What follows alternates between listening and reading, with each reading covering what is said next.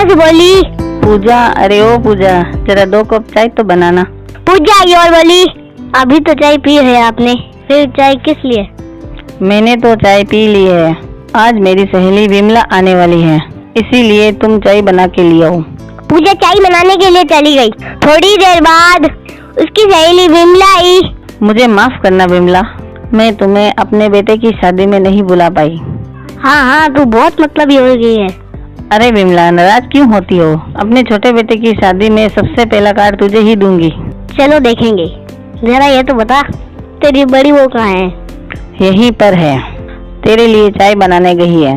बड़ी बहू चाय लेकर आई, विमला के पाँव छुए और आशीर्वाद लिया। विमला बोली, जुग जुग जियो। बड़ी बहू कैसी है तेरी?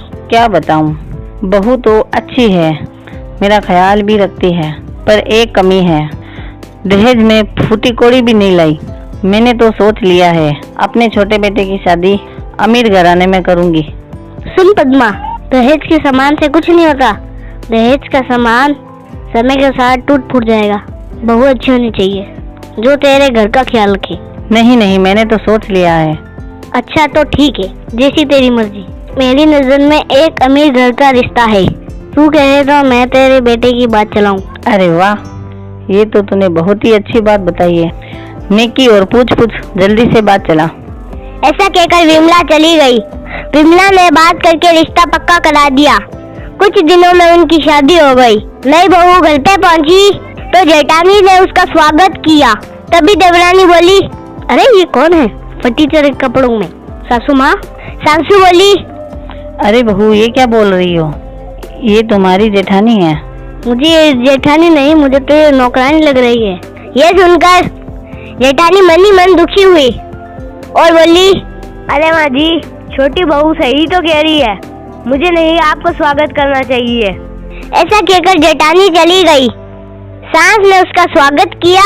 अगले दिन सासू बोली, छोटी बहू, आज की रसोई तुम बनाओगी। क्या काम है माँ जी? क्या कहा आपने माँ जी? खाना और मैंने आज तक अपने घर में कोई काम नहीं किया।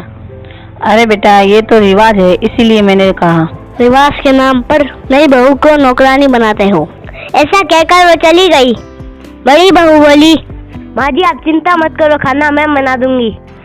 कुछ दिनों तक ऐसा ही चलता रहा। बड़ी बहू सारे घर का काम करती, छोटी बहू दिन भर आराम करती। एक दिन पूजा के भाई का फोन आया। हेलो पूजा। हाँ भैया।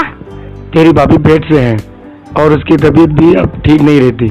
ऐसा कर, कुछ दिनों के लिए तेरी भाभी के पास आ जा।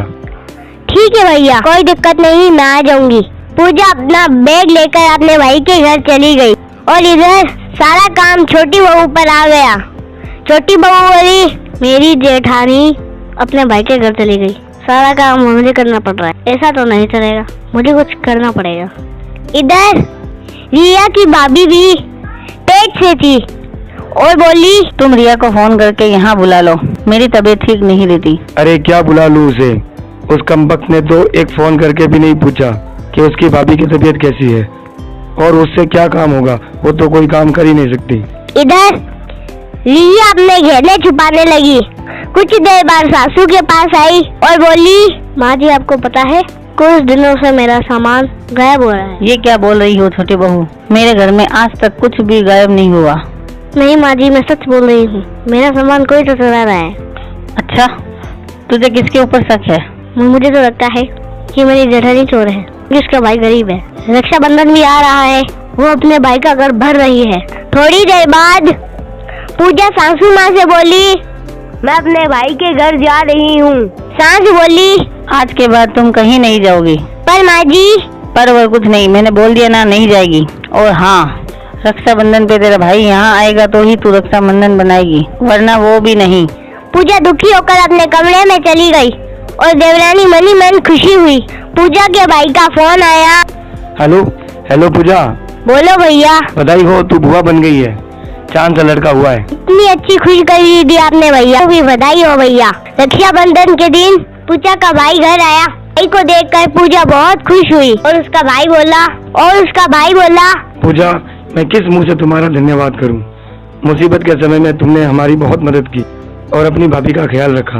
ये तो मेरा फर्ज था भैया। देवरानी और सास खड़ी सारी बातें सुन रही थी। सासू मन ही मन बहुत दुखी हुई। सासू मन ही मन बहुत दुखी हुई। ये बेचारी तो अपने भाई की मदद करने गई थी। मैंने इसके बारे में बहुत ही बुरा भला सोचा। पूजा ने भाई की राखी बांधी। सासू बोली, पूजा का भाई तो आ गया, तेरा भाई कब आएगा? मेरा भाई तो बिजनेसमैन है, उन्हें समय लगेगा। देखते ही रात हो गई। रिया ने अपने भाई को फोन किया। हेलो भैया। हाँ बोल, क्या काम है तुझे? आज रक्षाबंधन है, आप आए नहीं? मेरे पास बहुत सारा काम है। अगर तुझे रक्षाबंधन मनाना है तो तू भी मेरे पास आ सकती थी। ऐसा क्यों बोल रहे हो भैया? तू बोल रहा हूँ, तुझे कुछ पता नहीं? जब तेरी भाभी की तबीयत इतनी खराब थी तब तूने एक फोन भी नहीं किया, और आज तुझे रक्षाबंधन पर अपने भाई की याद आ गई। मेरे पास समय नहीं है, अगर तुझे रक्षाबंधन मनाना ही है तो तू ही आ जा। ऐसा कहकर उसके भाई ने फोन काट दिया। रिया बहुत दुखी हुई। सही तो कह रहे हैं भैया, मैं बहुत बुरी हूँ और बहुत बदतमीज भी।